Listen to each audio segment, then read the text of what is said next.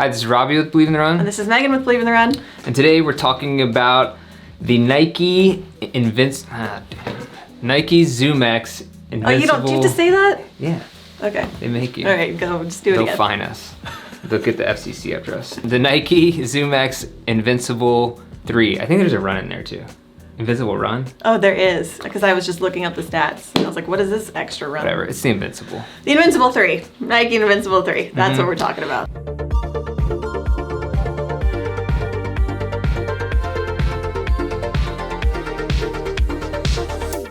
See, this is Nike's, I guess this is their most max cushion shoe, right? Yeah. We all tested the one. I loved it. Robbie and Thomas didn't, so they didn't seat us the 2. Here we are with V3.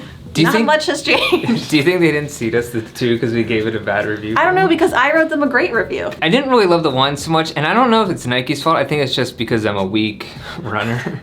Like, I have a 0 core strength. It's basically like a Jello. But this of all shoes Muppet. has the support and stability. I did like the ride of it. Like, the ZoomX feels good, obviously. I mean, that's the same thing found in the Alphafly, Vaporfly, all the flies. Version 2 is pretty much the same as version 1 anyway, so it's not like we really missed out on reviewing it. No. So, but this one is a little bit different, right? So, although the designers said they didn't want to change anything too much because so many people loved it, but there are a few updates here. The upper is your fly knit. This is pretty much similar to what they had in the previous versions. In general, I feel like this fit really well. It is very wide for a Nike shoe. I find that typically Nike shoes are very narrow. True. This one, not so much, which I prefer. You have a non-gusted tongue, but it's nice and padded here. It's just a really nice step-in feel. It's pretty comfortable. You have like the little structural zigzags going on. It's really hard to see. I don't even know if you can see it in a photo.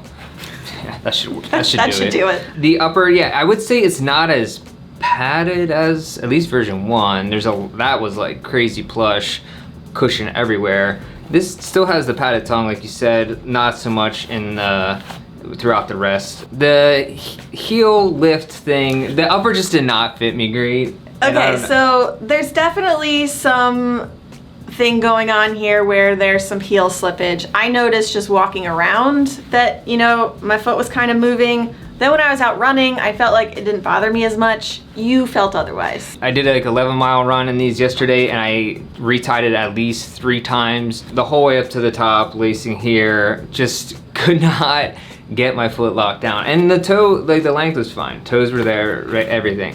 And I was just sliding around the shoe so much that my arch of my foot hurt today, and I had a hot spot on the ball of my foot. I was like, just cut my foot off already. Were you getting really angry out on the run? I almost turned around multiple times, and I was like, I'm just gonna finish this run, just whatever.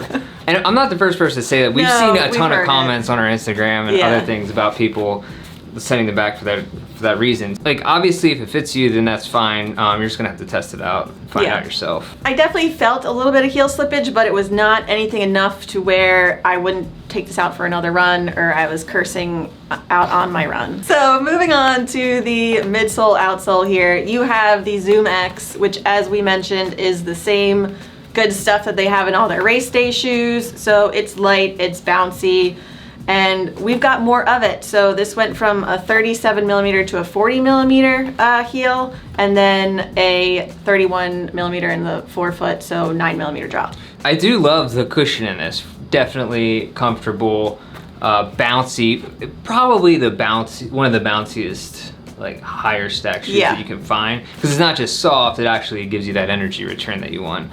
I'm trying to figure out if I feel this shoe is more stable than the last version, because I think it is a little bit wider. It is. So they did widen the heel and the midfoot a little bit, and I do feel like it was more stable than the previous version, which I think is one of the main problems you guys had with the original one. You can even see, like, just in the midfoot there. It's obviously a wider base right there. Now I will say this was like full coverage rubber. This has a little bit of breaks in between. I don't think that really matters. No, it still feels like you have like a lot of traction and rubber underfoot. Yeah, and I think that's what a lot of people like about the shoe, is that it's one of those shoes that you can put in a lot of mileage on, like 400, 500 miles even. But yeah, on the run, what'd you feel about just overall weight, everything? I guess we didn't talk about the weight. Yeah, so my women's 7.5 comes in at 8 ounces, which is right around where most of the daily trainers are. Maybe a little bit on the heavier side, but I think it is because you have all of this extra rubber here and also a pretty substantial upper. I felt like out on the roads, it felt good. Like I didn't ever want to pick up the pace in this shoe, but for those easy miles and even like a long run, I felt like there was great support and also it was bouncy and the miles just kind of flew by. I felt like I could get a good lockdown, which by the way, I think it was only my right foot. Like my left one was like kind of okay. Okay. This is definitely maybe I'm a mutant and maybe I was just born wrong. So if I could get that lockdown and if the fit was fine, I like the ride of it a lot. I felt like it does, like you said, rolls well nicely, kind of just a little bit blocky, like cornering, not so great. Yeah. Yeah. It does feel like Robbie's saying kind of a little blocky. Like it's not always the smoothest, but again, I think that is just because of the way that it's built and with all of this extra rubber here. My size 7.5 weighed 9.2 ounces. Like you said, it's about the same. I weighted against version 1. It's like a half ounce more. Yeah. So I don't know. But you are getting more stack and a wider platform. True. Anything else to say about the shoe? I guess I like the look of it. I didn't really comment on that. I don't know. My colorway is way better. Yeah, I got the Denim Dan Canadian tuxedo version over here. You should wear that with I would do it. Yeah. And this is $180 price point. I mean, it's there. You're getting ZoomX. I mean, I kind of expect it to be on the higher end, so. I will say the first version of the shoe came out, what, 3-4 years ago, and it was $180. So haven't changed the price. Hey, way to go, Nike. So there you go. I'm going green right. off the bat. I know it's probably gonna be a different color over here. I'm like definitely, like I like the ride. I love the ride. Do I love the ride? Do I like the ride? That might be yellow. I think a red for the fit of the upper.